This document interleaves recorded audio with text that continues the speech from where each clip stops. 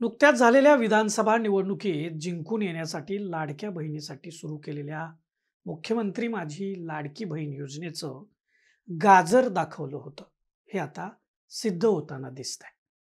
हे असं म्हणण्याचं कारण म्हणजे आता अनेक कारणं पुढं करीत या योजनेचा लाभ मिळणाऱ्या महिलांची संख्या कमी करण्याचा घाट महायुती सरकारनं घातलाय. राज्याचे अर्थमंत्री आणि उपमुख्यमंत्री अजित पवार यांनी नुकतंच म्हटलेलं आहे की अनेक महिलांचे आधार कार्ड लिंक नाही, कुठं कुठं तर अनेक बँक खाती वेगळीच निघत आहेत, असे अनेक प्रकार हळूहळू समोर येत आहेत. म्हणजे एक स्पष्ट झालंय की केवळ विधानसभा निवडणूक डोळ्यासमोर ठेवून भारतीय जनता पार्टी, शिंदेची शिवसेना आणि अजित पवारांची राष्ट्रवादी काँग्रेस यांच्या तत्कालीन महायुती सरकारनं पुन्हा सत्तेत येण्यासाठी लाडक्या बहीण योजनेचा घाट घातला होता आणि त्यात ते यशस्वी देखील झाले.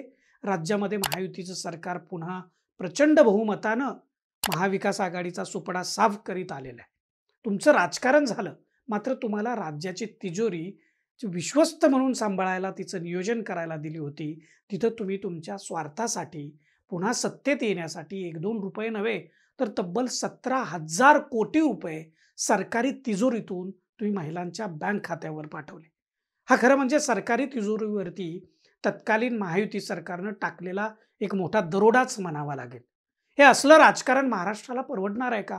महाराष्ट्राची तिजोरी स्वतःच्या राजकीय स्वार्थासाठी खाली करण्याची अशी पद्धत जर रूढ झाली तर तुम्हा आम्हाला अगदी या लाडक्या बहिणींना देखील म्हणजे कशा कशाला सामोरं जावं लागणार आहे, याचा विचार आपण सर्वांनीच करण्याची ही वेळ आहे.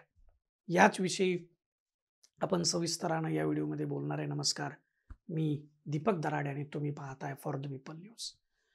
हा व्हिडिओ शेवटपर्यंत तुम्ही पहा.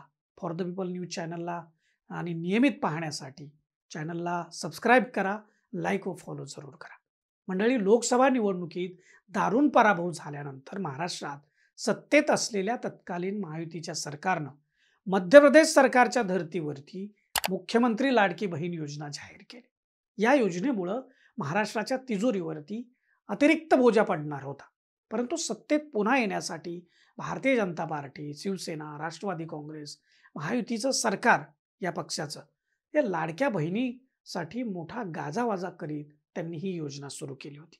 निवडणुकीआधी म्हणजे आचारसंहिता लागेपर्यंत महाराष्ट्रातल्या सुमारे 2,34,00,000 महिलांना या योजनेचा लाभ झाला आणि त्यांना दरमहा प्रत्येकी 1,500 रुपये मिळाले. त्यापोटी सरकारी तिजोरीतून 17,000 कोटी रुपये खर्च झाले. महायुती सरकारची लाडकी बहीण योजना इतकी हिट ठरली, ती गेम चेंजर ठरली. लोकसभेला विरोधात गेलेली महाराष्ट्रातली जनता या योजनेमुळं पुन्हा महायुतीच्या बाजूने आली. पुन्हा सत्तेत येण्यासाठी महायुती सरकारनं महिलांना 1,500 रुपये दिले. त्यासाठी काही अटी निश्चित होत्या. वय वर्ष 21 ते 65 दरम्यानच्या महिलांना ही योजना लागू होती. शिवाय कौटुंबिक वार्षिक उत्पन्नाची 2.5 लाख रुपये इतकी अट होती. त्यापेक्षा जादा उत्पन्न असलेल्या कुटुंबातील महिलांना या योजनेचा लाभ मिळणार नव्हता. पण वास्तवात झालं काय, ते खुद्द उपमुख्यमंत्री व अर्थमंत्री अजित पवार यांनीच सांगितलं. अजित पवार असं म्हणाले की त्यावेळी सरकारकडे मर्यादित वेळ होता, म्हणून सर्व महिलांचं आधार कार्ड लिंक करणं शक्य झालं नाही आणि त्यामुळं सरसकट पैसे गेले. परंतु आता खऱ्या अर्थानं लाभार्थी असलेल्या महिलांनाच या योजनेचा लाभ मिळावा अशी व्यवस्था आणि काळजी सध्याचं महायुतीचं सरकार घेणार आहे. अजितदादांनी निवडणुकीच्या अगोदर ही योजना लागू करताना घाई झाली, वेळ मर्यादित होता असं म्हटल्यानं आपल्याला समजून येईल की तत्कालीन सरकारला घाई का होती. निवडणुकीची आचारसंहिता लागू होण्याआधी महिलांच्या बँक खात्यात 5 हप्ते पाठवण्याची किमिया या सरकारनं केली. अर्थमंत्री अजितदादांनी सांगितल्याप्रमाणे निवडणुकीआधी ज्या महिलांना पैसे मिळाले आणि आता नव्यानं छाननी होऊन त्यातल्या महिला जर पात्र नाही ठरल्या तरी त्यांच्याकडून मागं मिळालेले पैसे हे वसूल केले जाणार नाहीत. अजितदादा, आमचं काही म्हणणं नाही, तुम्ही त्यांच्याकडून नका घेऊ परत पैसे, पण मग तुम्ही तिन्ही पक्ष मिळून ते पैसे सरकारी तिजोरीत भरा. हा पैसा काही तुमच्या खिशातून दिलेला नाही. तुम्ही म्हणाल की हे पैसे आम्ही तरी कुठं आमच्या घरी नेलेत. जरी तुम्ही घरी नेले नसले तरी निवडणुकीत जिंकून येण्यासाठी तुम्ही महिला भगिनींना ती लालूच दिली हे यावरून सिद्ध होत आहे. तुम्ही जे सांगताय त्याचा सरळ सरळ अर्थ असाच होतो. कारण आता 6वा हप्ता पाठवण्याची तयारी सुरू आहे आणि यावेळी सरकार सरसकट महिलांना या योजनेचे ₹2100 प्रति महिना देणार नाही.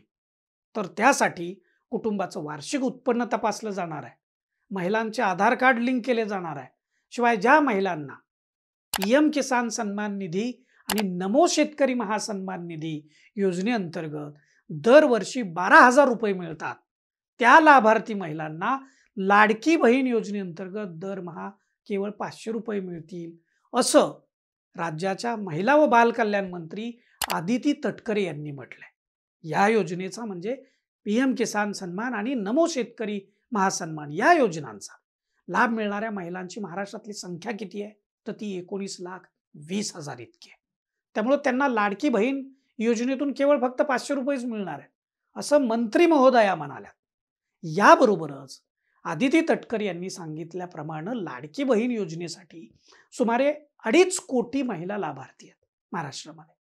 त्यातल्या ज्यांच्याकडं पिवळं आणि केशरी रेशन कार्ड आहे त्यांचं म्हणजे वार्षिक उत्पन्न 1 लाखापेक्षा कमीच आहे. अशा महिलांची संख्या साधारणपणे 1.5 कोटीपेक्षा अधिक आहे. त्यामुळे त्यांची पडताळणी यामध्ये होणार नाही. म्हणजे नमो योजनेच्या सुमारे 19 लाख लाभार्थी आणि या 1.5 कोटी अशा मिळून एकत्र पकडल्या तर जवळपास साधारणपणे 65 लाख महिला लाभार्थी राहतात उर्वरित, ज्यांची पडताळणी होण्याची शक्यता आहे. म्हणजे मंत्री महोदयांच्या बोलण्याचा तसा सरळ अर्थ होतो. आता थोडं नुकत्याच झालेल्या विधानसभा निवडणुकीच्या आधीची स्थिती बघूया.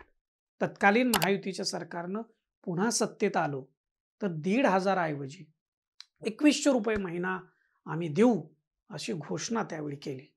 तर विरोधातली महाविकास आघाडीने तर त्यांच्यापेक्षा एक पाऊल पुढे टाकलं आणि ते म्हणाले आम्ही ₹3,000 महिन्याला देऊ, अशी त्यांनी देखील घोषणा केली. विशेष म्हणजे महायुती सरकारच्या या लाडक्या बहीण योजनेवर टीका करीत असताना महाविकास आघाडी मग त्यांचं सरकार आलं तर त्यांच्यापेक्षा जास्त पैसे देण्याचा वादा लाडक्या बहिणींना केला होता. मंडळी गंमत बघा, या दोन्ही महायुती आणि महाविकास आघाडीच्या खिशातलं काय जाणार होतं?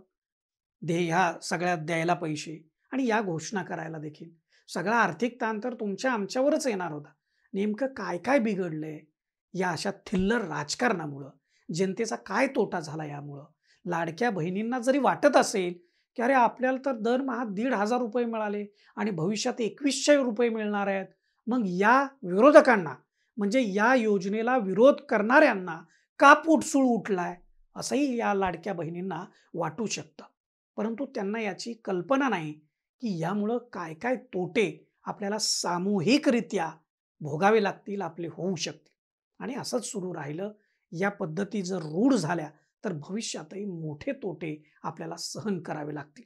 आज पुन्हा महायुतीचं सरकार आल्यानंतर जेव्हा या लाडक्या बहिणींना पैसे देताना आर्थिक अडचणी समोर दिसत आहेत, तेव्हा राज्याचे अर्थमंत्री असलेले उपमुख्यमंत्री अजितदादा पवार सांगतायत की त्यावेळी वेळेची मर्यादा होती आणि त्यामुळं आधार लिंक झालं नाही वगैरे वगैरे. म्हणजे सुरुवातीला मी उल्लेख केलाच आणि आता ते लिंक करणार, पडताळणी करणार, दिलेले पैसे परत घेणार नाही. अरे निवडणूक जिंकण्यासाठी तुम्ही सरकारी तिजोरीतून पैसे दिले, मतदान मिळवलं, हेच तर त्याच्यावरून सिद्ध झालंय. तुम्हाला याचं उत्तर महाराष्ट्राला द्यावं लागेल. आम्ही सर्व जनता कर भरतो. आता सर्व जनता यासाठी मी म्हणतोय कारण फक्त इन्कम टॅक्स भरणारेच किंवा व्यापार करणारे, उद्योग करणारेच टॅक्स भरत नाहीत, तर तुम्ही आम्ही आज प्रत्येक जण वस्तूवर जीएसटी देतोय कारण हे जीएसटी घेत आहेत आणि इथला प्रत्येक व्यक्ती त्यामुळे वस्तू खरेदी करताना हा जीएसटी भरतोय कर रूपाचा. आणि या वेगवेगळ्या करातून राज्याच्या तिजोरीमध्ये जमा झालेला आपला सर्वांचा पैसा तुम्ही तुमच्या निवडणुका जिंकण्यासाठी वापरला, हेच सिद्ध होत आहे. खरं तर करातून जमा झालेल्या रकमेमधून राज्यभरात विकास कामे करायची आहेत, पण ती तुम्ही म्हणजे भारतीय जनता पार्टी, शिंदेची शिवसेना आणि अजित पवारांची राष्ट्रवादी काँग्रेस यांच्या महायुती सरकारनं योजनेचा आमिष दाखवून जनतेला मूर्ख बनवलं. याचं म्हणजे कोण दखल घेणार? तुम्हाला कोण प्रश्न विचारणार? तुमच्यावर याची जबाबदारी कोण फिक्स करणार? तिजोरीची अशी लक्तरं काढण्याची जर पद्धत रूढ झाली तर अवघड होईल सगळं हे सगळं. बरं हे विचारलं तर भक्त लगेच अंगावर येतात. काँग्रेसच्या काळात इतकं वाटोळं झालं, त्याबद्दल बोला म्हणणार.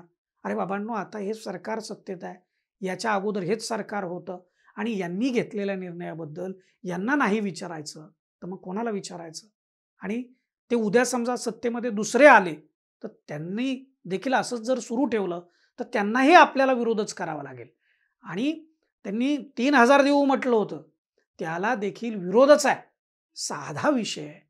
आपण घर चालवताना, एखादा छोटासा व्यवसाय करताना, जरा पैशात इकडं-तिकडं झालं, तर आपण आपल्या कुटुंबामध्ये लगेच जबाबदाऱ्या फिक्स करतो. मग हा रुपया 1-2 रुपयाचा विषय नाहीये. 17,000 कोटी वाटलेत आणि आता 35,000 कोटी रुपयांची तरतूद यांनी करून ठेवली. असे फुकट पैसे वाटले, तर मग कल्याणच होणार आहे. बरं, आता कुणावर ही जबाबदारी फिक्स करायची? अर्थमंत्री म्हणून ही घोषणा करणाऱ्या अजित पवारांवर करायची? की त्या सरकारचे प्रमुख तत्कालीन मुख्यमंत्री एकनाथ शिंदे यांच्यावर करायची? की लाडक्या बहिणींचे देवाभाऊ म्हणून राज्यभर फ्लेक्स झळकावले त्या फडणवीसांवर करायचे? या तिन्ही नेत्यांमध्ये महाराष्ट्रातल्या बहिणींचे लाडके भाऊ होण्यासाठी निवडणुकीच्या अगोदर अक्षरशः स्पर्धा लागली होती. माझा मुद्दा तुम्ही समजून घ्या. राजकारण करायला माझा विरोध नाही. प्रचार करायला देखील माझा विरोध नाही. मुद्दा हा आहे की ही जर सवय या राजकारण्यांना लागली आणि तर आपलं भविष्य म्हणजे अवघड असेल. म्हातारी मेली तरी चालेल, पण काळ सुकावता कामा नये, अशी जी म्हण आपल्या मराठीमध्ये आहे ती इथं तंतोतंत लागू होते. पण आपल्याकडं जबाबदारी स्वीकारण्याची पद्धत नाही. चौकशा कशा होतात तुम्हाला माहिती आहे. त्यामुळं असंच सुरू राहणार असं म्हणून आपण शांत बसलो तर आणखी योजना येतील, विकास कामं काढली जातील, जसे की आजपर्यंत होत आलेलं आहे. या सरकारच्या काळात देखील आणि त्यापूर्वीच्या सरकारच्या काळात देखील. अकाउंटेबिलिटी नावाचा प्रकार सरकारी पातळीवरती आपल्याला अजिबात दिसत नाही. आणि तो असता तर दरवर्षी त्याच रस्त्यांची आणि फुटपाथची कामं निघाली नसती. तुम्हाला मोफत द्यायचं आहे ना, किंवा जर वाटायचं आहे ना, तर सरसकट सर्वांनाच उत्तम दर्जाचं शिक्षण मोफत द्या. उत्तम दर्जाच्या आरोग्य सुविधा पुरवा. रस्ते, पाणी, वाहतूक, वीज, शेतमालाला आणि दुधाला चांगला दर द्या. तिथं अनुदान द्या. परंतु हे कोणीही कोणत्याही पक्षाचे राजकारणी याविषयी बोलत नाहीत. खालपासून म्हणजे अगदी ग्रामपंचायतींपासून ते राज्य सरकार, केंद्र सरकारपर्यंत सगळीकडे सारखाच अनुभव जनतेला येतो. असं होत असेल तर कसं होणार आहे? कशा मिळणार सुविधा आपल्याला? आपल्याला चांगले रस्ते नाहीत, सार्वजनिक वाहतुकीच्या पुरेशा सुविधा नाहीत, स्वच्छ पाणी मिळत नाही, मुलांसाठी उत्तम दर्जाच्या सरकारी शाळा मिळत नाहीत. आपण मरतोय असंच. लोकांचं जगणं मुश्किल झालंय. आपल्याकडे पैसे नाहीत असं नाही, खूप पैसे आहेत, पण त्याचं योग्य नियोजन हे होत नाही.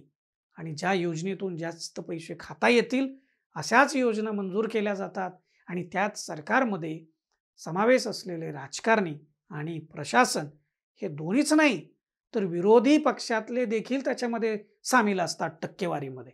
कोण विचारतंय यांना? आजपर्यंत किती जणांना विचारलंय? त्यामुळं हे निर्डावलेत. कोणीच काही आमचं करू शकत नाही असा समज झालाय. परंतु यावर उत्तर शोधायलाच हवं. उत्तर अवघड असलं तरी अशक्य निश्चितच नाही. त्यासाठी जनतेनं एकत्र आवाज उठवायला हवा. आणि जर आवाज नाही उठवला तर मग भोगा आपल्या कर्तृत्वाची फळं. तुम्हाला याविषयी काय वाटतं ते आम्हाला कमेंट करून निश्चित कळवा. आणि फॉर द पीपल न्यूज चॅनलला आपण सबस्क्राईब करा, लाईक करा आणि नियमितपणे व्हिडिओ पाहण्यासाठी बेल आयकॉनवरती जरूर प्रेस करा. धन्यवाद.